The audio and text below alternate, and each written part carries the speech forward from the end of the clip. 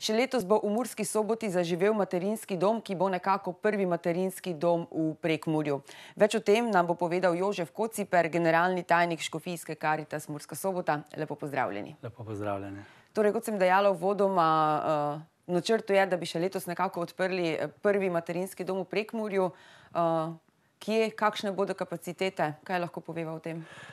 Leta 2011 smo bili povabljeni od države in občin socialnih centrov, da bi začeli razvijati materinski dom v Pomurju.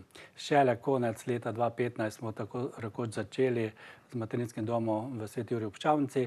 Ves čas smo si pa prizadevali, da bi tudi v Murski Soboti imeli hišo, kajti matere, ki potrebujejo to vrstno pomoč, veliko opravkov imajo na centrih za socialno delo, zavodih za zaposlovanje, sodiščih, šolstvu in tako naprej, da lahko otroci v šolo hodijo. In zaradi tega smo veseli, da smo konec lanskega leta pridobili eno hišo v središču Murske Sobote, kjer celo leto že počasi urejamo to hišo, kajti iz družinske hiše v materinski dom je kar nekaj potrebnega prilagoditve, dodatnih kopalnic, kuhinj in tako naprej, skupnih prostorov in verjamemo, da bo res letos, kot ste napovedali. Za koliko mater od družin nekako bo pa prostora v tem domu? Štartamo z 5 sobami za 5 mater. Imamo pa še eno v rezervi, če bi slučajno bilo potrebno nujno, da bi potem še pač imeli tudi 6. In seveda mati bo pripeljala s sabo otroka, 2 ali pa 3, in potem pač so različne sobe velike in tudi drugi programi.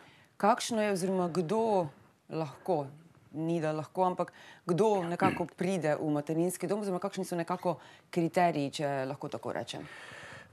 Predvsem matere, ki so v stiski, če rečemo tega, materinstva, kajti nimajo podpore mogoče od bližnjih, moža, očeta, otrok in tako naprej, tudi mogoče staršev, tako naprej, da pač rabijo neko začasno pomoč, podporo, kajti strokovne delavke v materinskem domu zelo intenzivno pomagajo, podpirajo matere in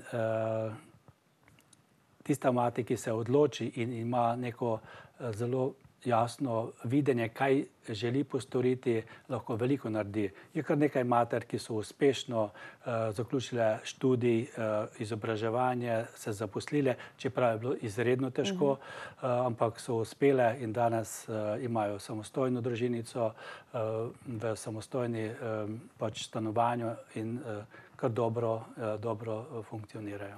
Prej sva se že nekako pogovarjala, kakšno pa je nekako tisto časovno obdobje, oziroma koliko je tista zgornja meja, da lahko mati ostane v materinskem domu?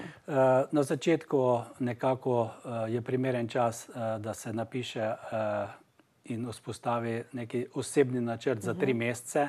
V teh 3 mesecih bi bilo dobro ali pa zaželeno, da se mati malo umiri, kajti običajno pridejo iz zelo težkega socialnega okolja in je potrebno neko umirjanje.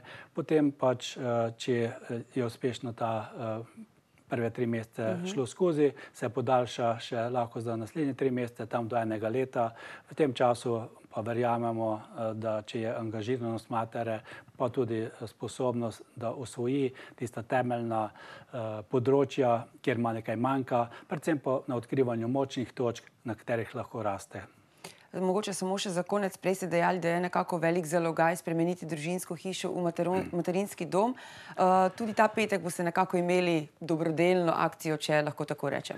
Veseli smo, da prisluhnejo podjetja in tudi posamezniki, ki nam pomagajo in nas podpirajo.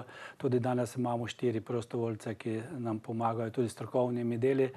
V petek bo pa posebna akcija, kjer bo Obrtna zbornica, pleskarska skupina zasedla naš materinski dom in upajmo, da bo ga čim več prebarvala, poštrihala, da bojo matere, ko bojo prišle v svežo hišo, ki jo moramo spremeniti, kot ste rekli, iz družinske hiše v materinski dom, kjer je potrebno več teh dodatnih prostorov, kopalnic, kuhinj in tako naprej.